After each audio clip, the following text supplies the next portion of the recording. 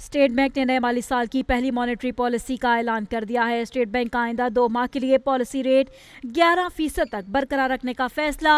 मई और जून में महंगाई की शरह बढ़ी है। गवर्नर स्टेट बैंक की जानिब से यह एतराफ़ किया गया है। उन्होंने कहा कि मुल्क में महंगाई की शरह 7.2% है, जबकि महंगाई की शरह अगले साल 5 से 7% के दरमियान रहेगी। तरसीलात ज़र में $8 अरब का इजाफा हुआ।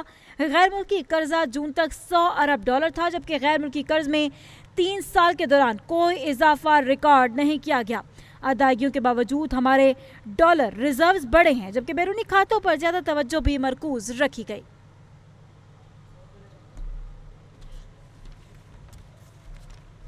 $8 बिलियन से रेमिटेंसेस जो है वो बढ़े और उसी के नतीजे में हमारा इस साल जो है वो करंट अकाउंट जो फिस्कल ईयर 25 ख़त्म हुआ उसमें करंट अकाउंट जो है सरप्लस रहा।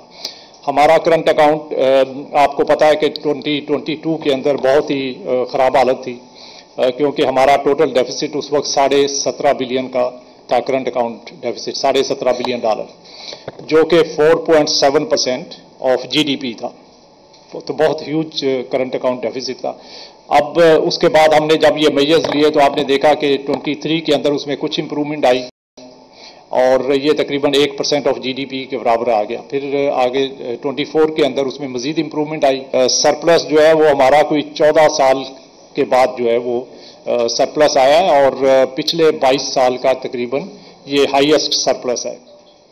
तो उसी की वजह से हमारी एक्सटर्नल अकाउंट में काफ़ी स्टेबिलिटी आई और इसी की वजह से हम जो है वो स्टेट बैंक की तरफ से इंटर बैंक मार्केट के अंदर हमने जो एक्टिविटी की और उसके नतीजे में काफ़ी सारी जो बाइंग की, तो उसमें हमारे रिजर्व्स के ऊपर भी उसका पॉजिटिव इम्पैक्ट आया। और आपने देखा कि पिछले साल के जितनी हमारी डेट सर्विसिंग थी वो सारी की सारी ऑन टाइम हमने पेमेंट्स की और उसके बावजूद हमारे रिजर्व्स के अंदर जो है वो इजाफा हुआ। तो हमारे रिजर्व जो पिछले साल 9 बिलियन से थोड़े ऊपर थे, 9.4 बिलियन के करीब जून 2024 में, वो बढ़ के इस साल 14.5 बिलियन डॉलर के करीब जो है वो हो गया था। तकरीबन उसमें $5 बिलियन का एक साल के अंदर इजाफा हुआ और ये इसके बाद